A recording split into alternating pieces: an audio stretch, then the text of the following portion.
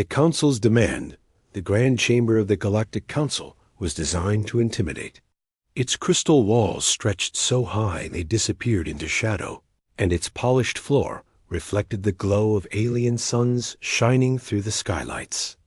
Above, around the central table sat leaders of dozens of empires, scaled, feathered, armored, and glowing. Each seat represented power.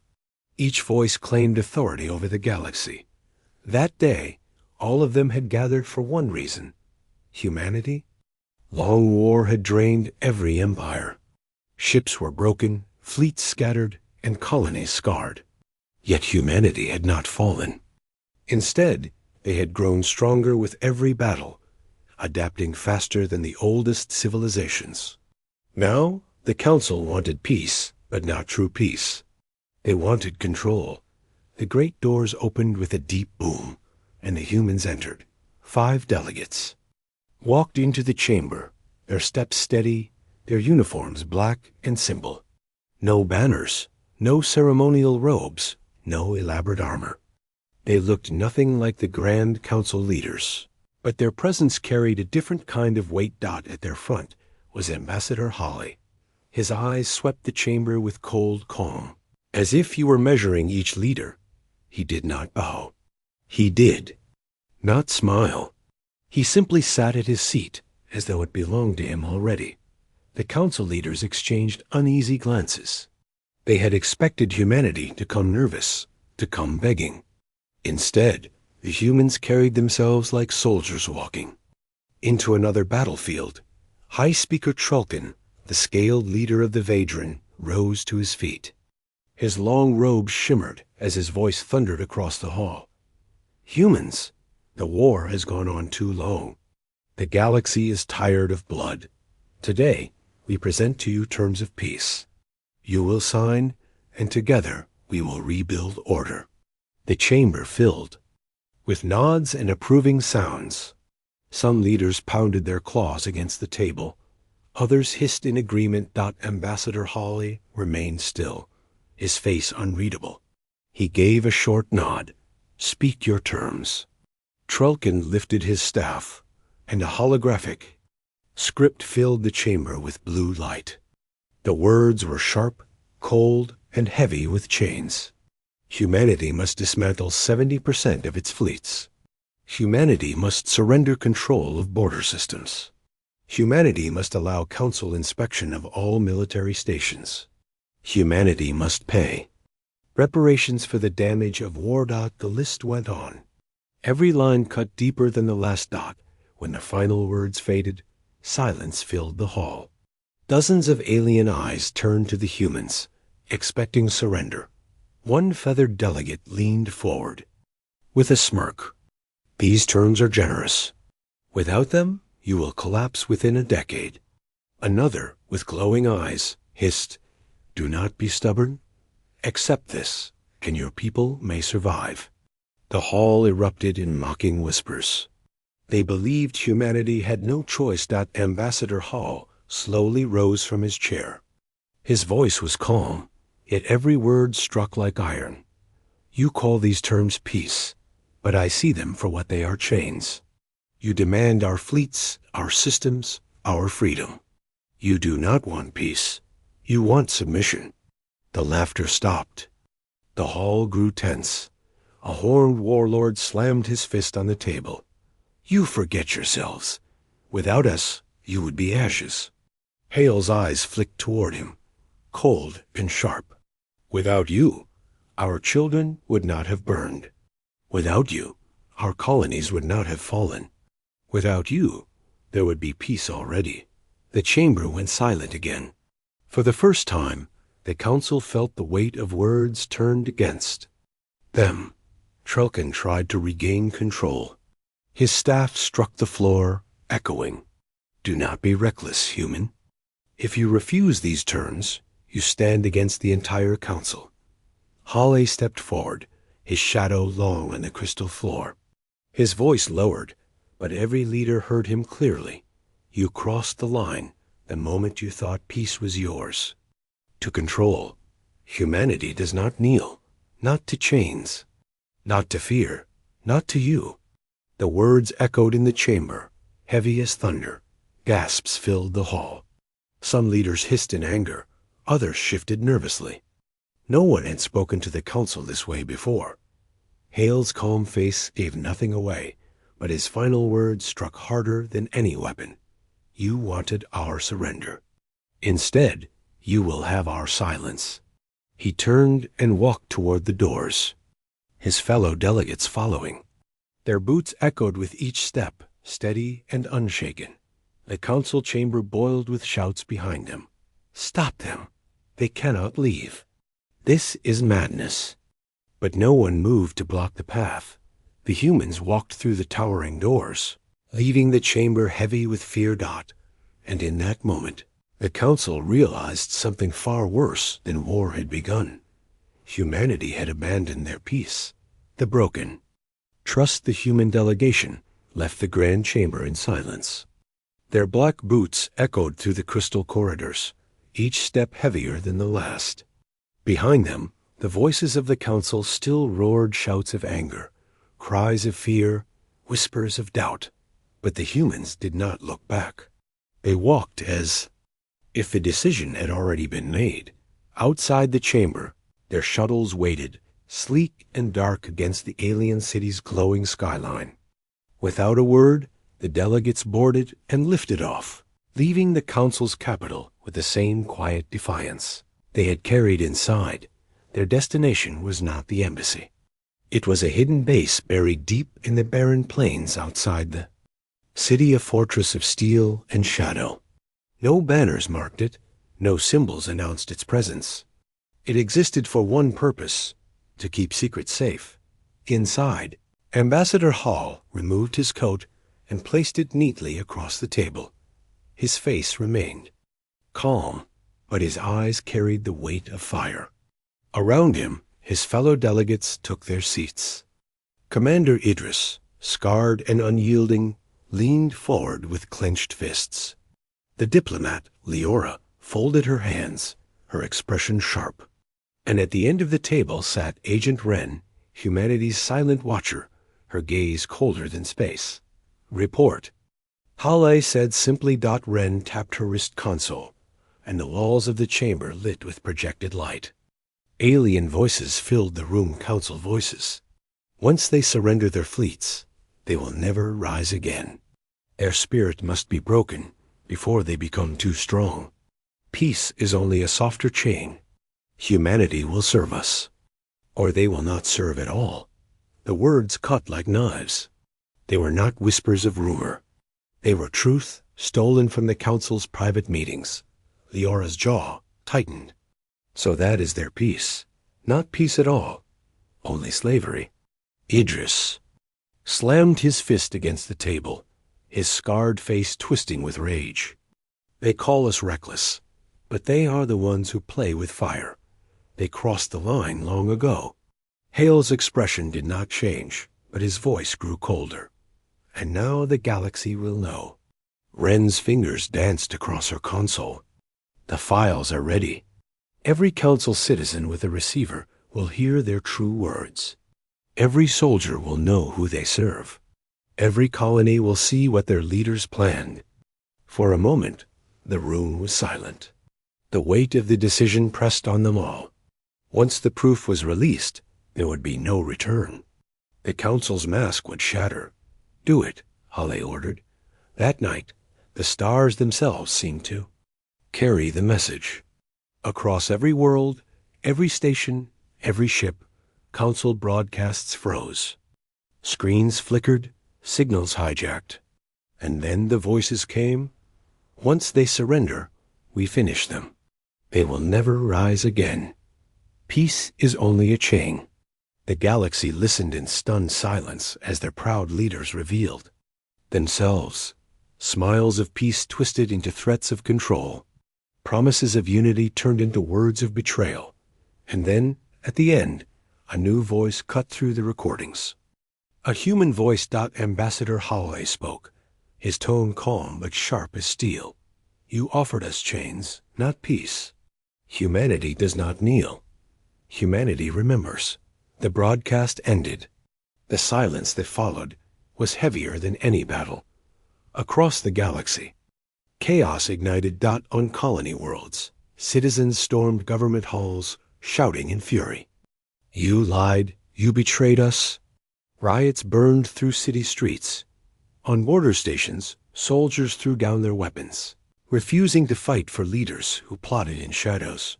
On distant trade hubs, workers gathered in crowds, repeating the human words humanity remembers. The Council's authority cracked in the Council chamber. The leaders panicked.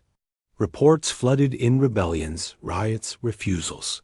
Trulkin's scales glistened with sweat as he struck his staff.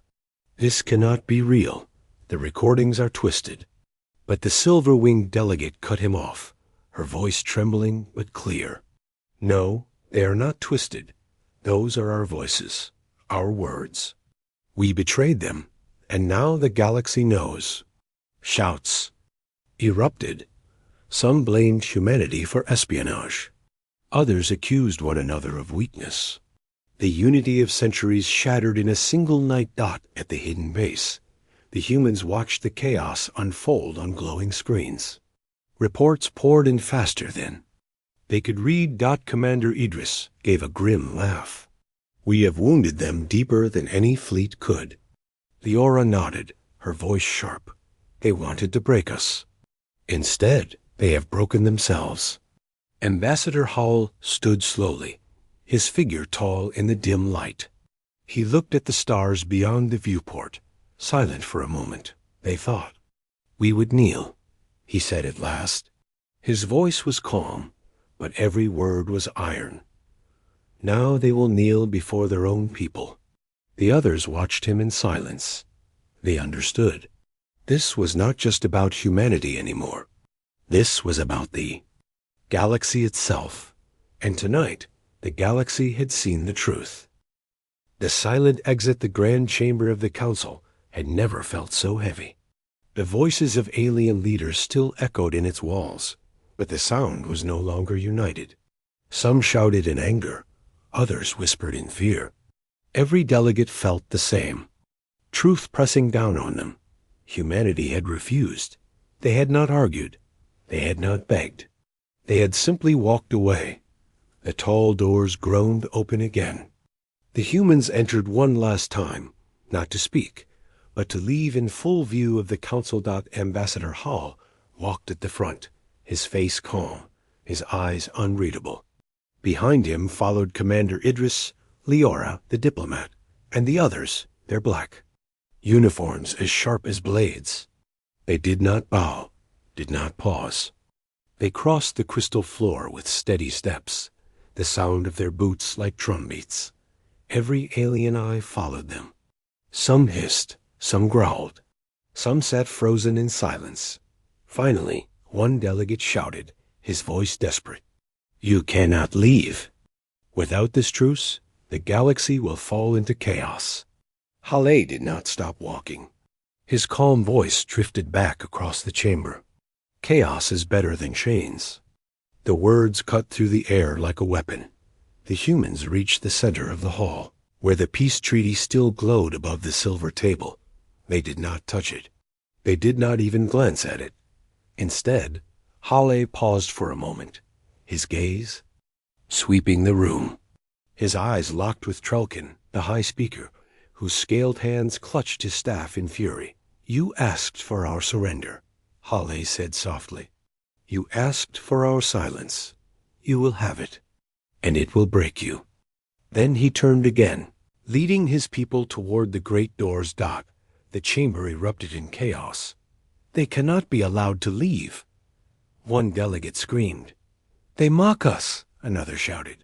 Stop them, cried a third, pounding the table. With trembling claws, but no one moved. No guard stepped forward. No soldiers blocked the way.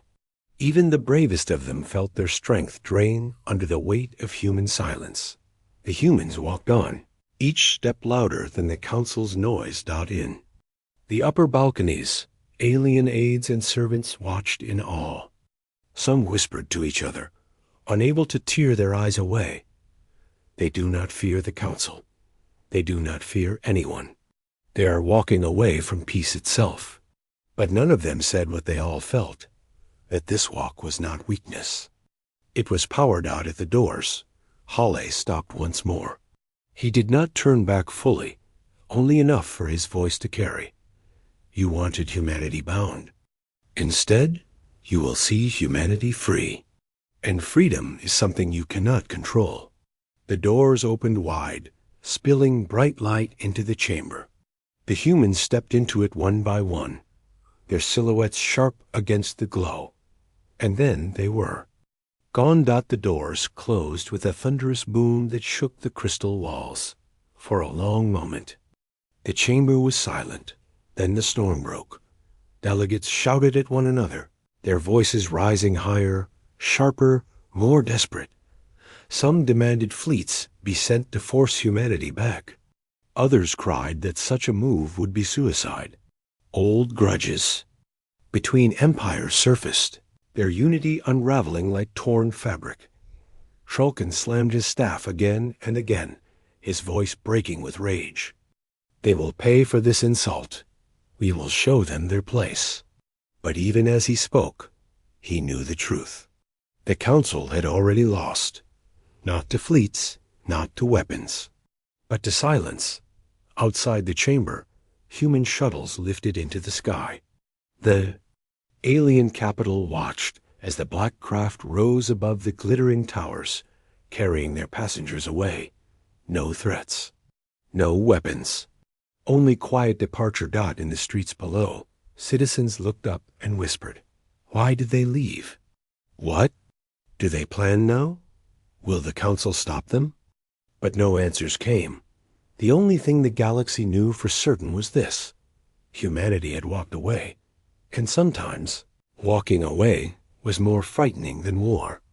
On the flagship Resolute, Hale stood at the viewport as the alien city shrank behind them. His officers waited for orders, but he said nothing. His silence was enough. Commander Idris finally spoke. "They are afraid." Hale's reply was calm, steady. "Good. Fear will remind them of what they chose when they crossed the line." The stars stretched across the darkness ahead. Humanity's ships formed their formations, engines humming. No alarm sounded. No battle began. And yet the galaxy already trembled, because silence had become the loudest weapon of all. Whispers of fear. The thunder of the closing doors still echoed in the grand chamber long after the humans were gone. The delegates sat frozen in their seats, their voices trapped in their throats. They had demanded humanity's obedience, but humanity had given them silence instead. That silence spread like a sickness. First, it filled the chamber. Delegates looked at one another with wide eyes, unsure of what to say. Then the shouting began. "They cannot walk away," bellowed a tusked warlord. "They mock us," hissed a feathered envoy. "This is war," cried another, his wings trembling. With rage, High Speaker Trulkin struck his staff against the floor, desperate to restore control. "Order. This is not the end. Humanity will return to the table. They must return." But the words sounded hollow, even to him. By the next sunrise, the whispers had already spread beyond the chamber. On border colonies, soldiers muttered among themselves, "If the humans refused peace, what are they planning now?" In mining camps, workers paused their drills to discuss rumors. They walked out without fear. Maybe they don't need the Council at all. On trade worlds, merchants warned each other. If humans abandon the truce, the whole economy will burn. The story traveled faster than light, twisting with every retelling. Some said humanity had new weapons powerful enough to shatter suns.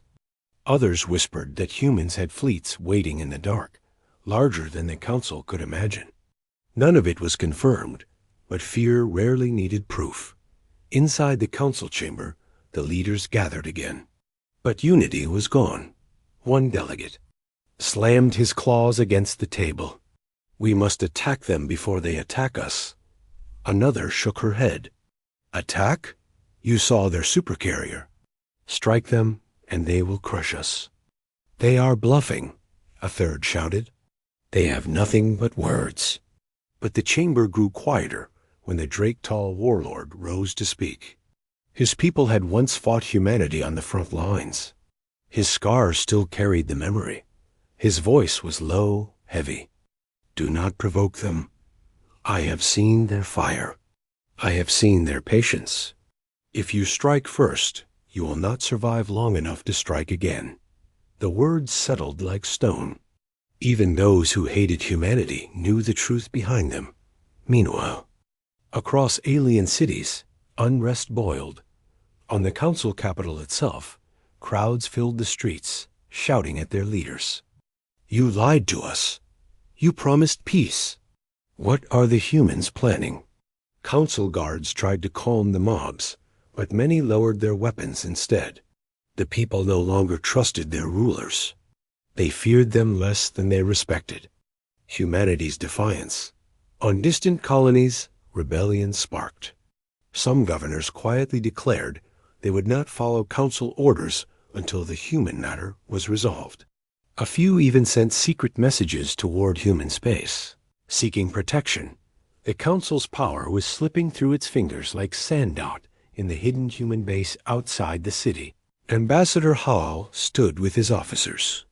Holoscreens filled the room with images of riots, soldiers refusing orders, and council delegates shouting at one another.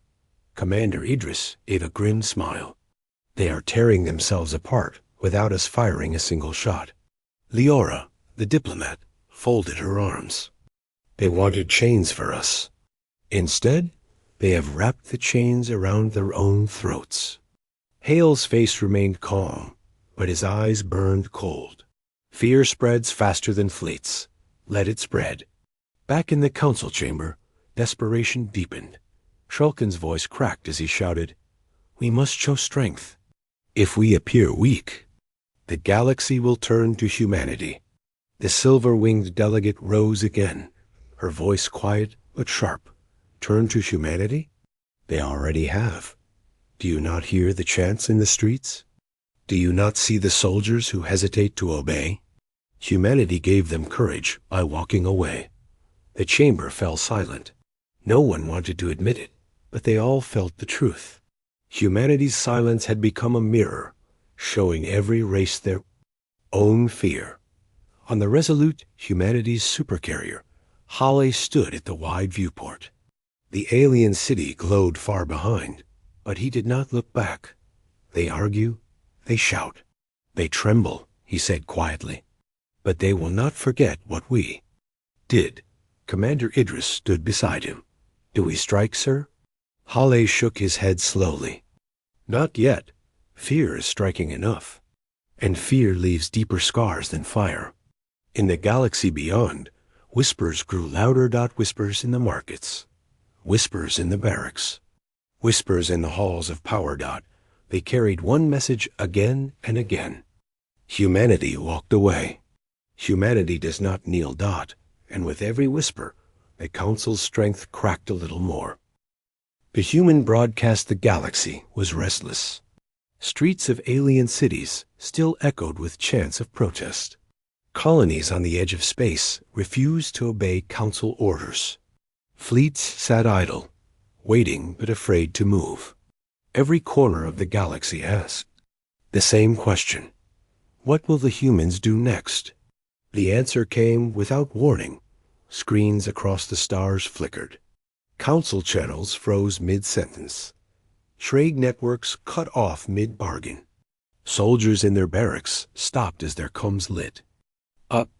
Civilians raised their heads as giant projectors glowed in their skies. The seal of Earth appeared first, a blue and green sphere wrapped in the black of space. Then a face filled the broadcast. Ambassador Hale, standing inside the command chamber of the Resolute. His uniform was simple, his expression calm, his eyes sharp as steel. Across the stars, Hale began, his voice steady and deep. You have heard promises of peace, promises of unity, promises of safety. But behind those, Promises the council plotted chains. His gaze hardened. They demanded our fleets. They demanded our worlds. They demanded our silence. They believed humanity would kneel. He leaned forward slightly. Listen well.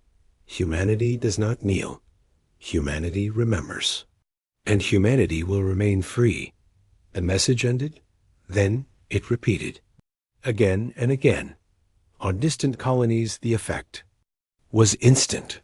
Workers in the mines dropped their tools, their voices rising together. We will not kneel. On frontier stations, soldiers stared at their screens. Some repeated the words under their breath.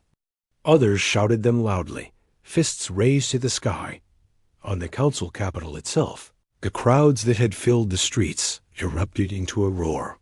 Thousands shouted in unison, voices shaking the towers of power. We will not kneel. We will not kneel. The phrase spread like wildfire, faster than any fleet, stronger than any weapon. Inside the council chamber, the leaders reeled. Reports flashed across holoscreens. Riots on Vedra, rebellions on border worlds, fleets refusing to deploy.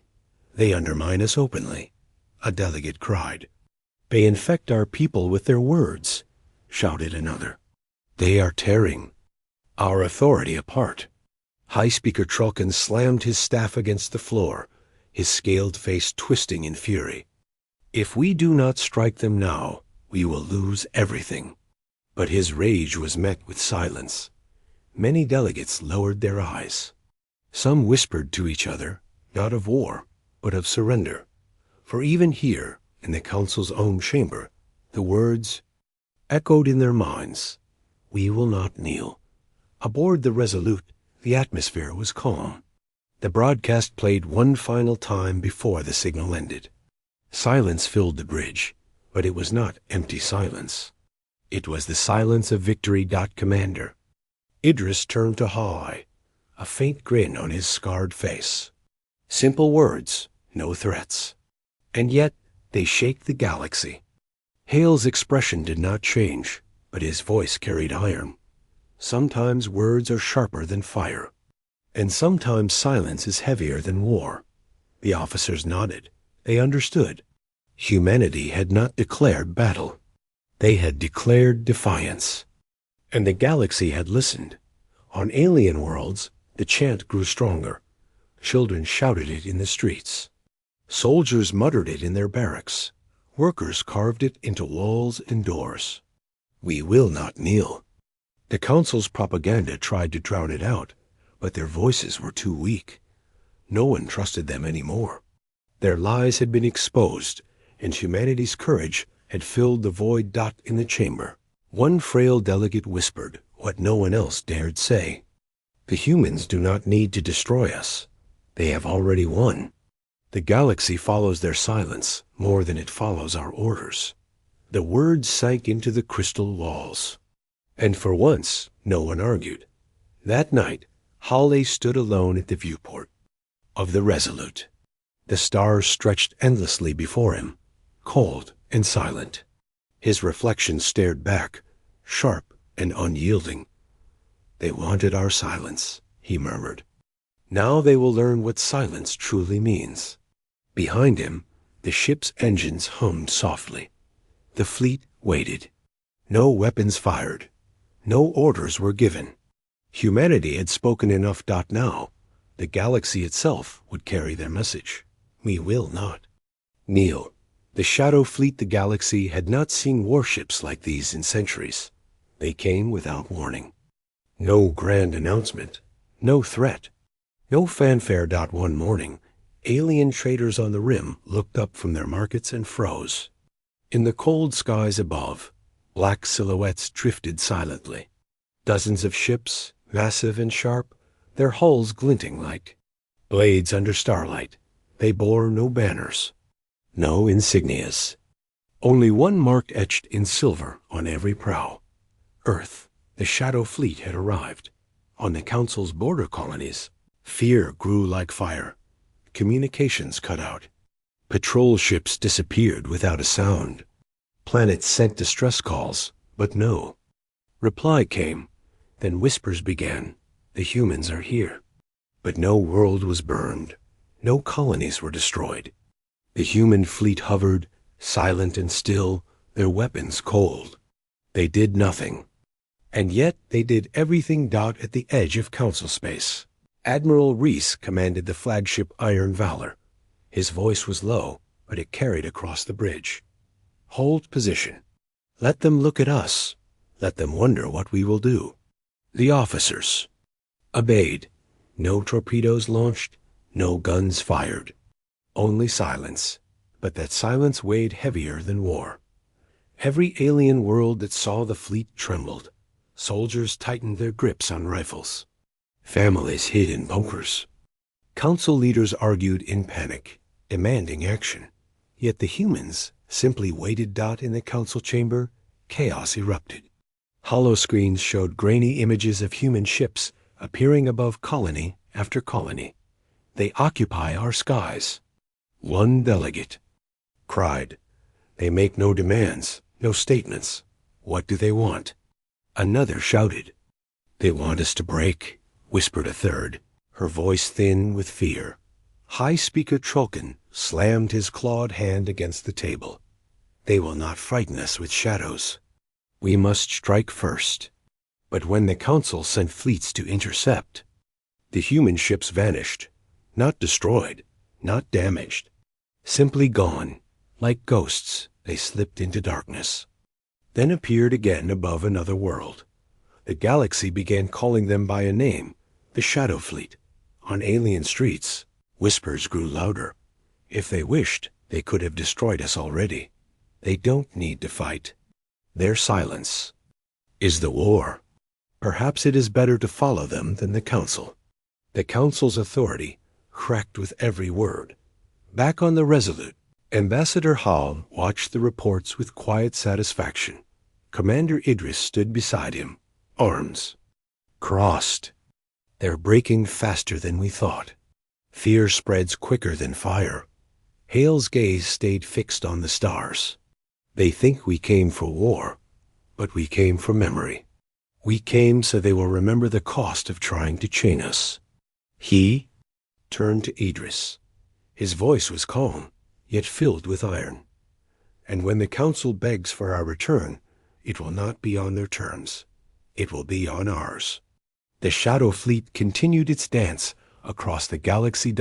Above the desert world of Zyron, human cruisers blotted out the suns, casting cities into darkness for 3 full days. Above the icy colonies of Vedra, human carriers appeared like black mountains, hovering silently until whole garrisons laid down their arms without a fight. Above the trade hub of Meraxus, merchants looked up and saw the largest human warship ever built, its hull so vast it covered the orbit lanes. Trade collapsed in an instant. No shots fired, no battles fought. Yet everywhere, fear and respect spread. Inside the chamber, the Council faced their darkest truth. "We are losing control," one delegate admitted, his voice shaking. "Our people follow their silence more than they follow our laws." Another whispered. High Speaker Trulkin growled, his eyes burning. "Then we remind them who rules. If the humans will not attack, we will drag them into battle." But for the first time, his threats rang hollow. Even his closest allies looked away. Some already considered reaching out to the humans in secret. On the frontier, a small alien child stood beneath the shadow of a human cruiser. Her father pulled her close, trembling, but the girl only stared upward with wide eyes and whispered, "They don't want to hurt us. They want us to listen." The words spread across her tone, and from there across her world. Perhaps the child saw what leaders could not. The galaxy now lived under the weight of silence. Humanity had not declared war. Humanity had not fired a single shot. And yet the Council's empire cracked like glass. Above every world. The shadows waited. Silent, patient, watching. That night, Admiral Reese stood on the bridge of the Iron Valor. Stars glimmered across the viewport, but his eyes focused on one system, the Council capital itself. Soon, he whispered, his voice like stone, they will see our silence over their own skies. The crew looked at him with quiet fear. Not fear of humanity's enemies, but fear of what humanity was willing to become. The order had not yet been given, but all of them knew it was coming. The capital's silence, the Council capital, had always been proud. A jewel among the stars. Its towers stretched into the clouds, its markets buzzed with 1,000 species, and its sky was alive with ships from every corner of the galaxy. Here, the Council had ruled for centuries, believing themselves untouchable. But tonight, the skies grew dark. One by one, lights across the city flickered. Shadows fell over the golden spires. Communication grids choked with static. Then, above, the clouds, shapes emerged vast, black, endless. The Shadow Fleet had come dot inside the Grand Council chamber. Panic reigned. Why are they here? Why now? Shouted one delegate. They promised nothing. No warning, another cried. They don't need to speak, whispered a trembling elder. Their silence is the warning. High Speaker Trollkin stood at the center, his claws gripping the table. His voice shook with rage. They dare stand above our capital? Over our skies? Then we will show them who holds power. But when he raised his hand for the fleet commanders to respond, no voice came back. The Council fleet millions of soldiers, hundreds of warships remained silent. On the outer edges of the system, every commander had seen what the Shadow Fleet could do without firing a shot. And so they chose to stay still. No one moved to defend the capital. Above the city, the human ships hung like mountains of steel. The Iron Valor led them, its prow glowing faintly in the night sky. Entire districts below stared upward, frozen in awe and fear. On the bridge, Admiral Reese stood silent. He gave no command, no speech. Only a nod. The fleet shifted. Massive cruisers slid into position, blotting out the twin moons. Carriers hovered low, their shadows swallowing entire city blocks. Smaller strike ships descended in formation, gliding so close their engines rattled glass towers. Still, no weapons fired. The silence pressed harder than war drums. In the streets, citizens of the Council clutched each other. Families hid inside. Soldiers gripped their rifles but never raised them. Children pointed at the sky, too young to understand the weight of what they saw. Whispers spread through the city like wildfire. Why don't they attack? They could destroy us in an instant. They don't want to destroy us. They want us to break ourselves. And break, the Council did. In the chamber, the delegates argued. Some demanded surrender. Others shouted for negotiation. A few called for resistance. But none dared leave the hall. Then the great doors opened. Ambassador Halle walked in. Alone, calm. His steps echoed across the floor. Every eye turned to him. Fear, anger, desperation. High Speaker Trollkin spat, his voice like venom. You think silence will win you this galaxy? You think shadows will bend us to your will? Halle stopped in the center, his expression unreadable. His voice, however, was steady. No, he said. Silence will not bend you, but it will remind. We walked away from peace because you spat on it. We gave you warnings, and you ignored them. Now, look outside your windows. Do you see war? Do you see fire? No, you see silence. And that silence is the sound of your power ending. The chamber erupted with shouts. Some called for Hale's arrest. Others begged for his terms. But High Speaker Trollkin's voice cut through them all. You will not break us with shadows. We are the Council. We will endure. Hale's eyes glinted. For the first time, he smiled. Endure, then. Endure the silence. He turned and walked out, leaving the chamber ringing with uncertainty. Above the capital, the Shadow Fleet made its final move. Slowly, carefully, the warships descended. Lower, their shadows stretching across every district. The twin suns vanished behind black steel. The entire world darkened. Billions of citizens looked upward as their skies disappeared. No stars, no moons. No light, only the silent shadow of Earth. On the bridge of the Iron Valor, Admiral Reese finally spoke. Hold position. Let them see their future. The fleet obeyed. For one full day, the capital lived without light, without stars, without hope. By the second day, the council's delegates begged for talks. By the third, entire colonies declared loyalty to humanity instead. By the fourth, the council's own guards laid down their arms. But humanity did not fire a single shot. They did not conquer with fire. They conquered with silence. The galaxy would forever remember the day Earth's fleet swallowed the capitals. Skies. It was not the sound of war that ended the council. It was the absence of it, the silence of humanity.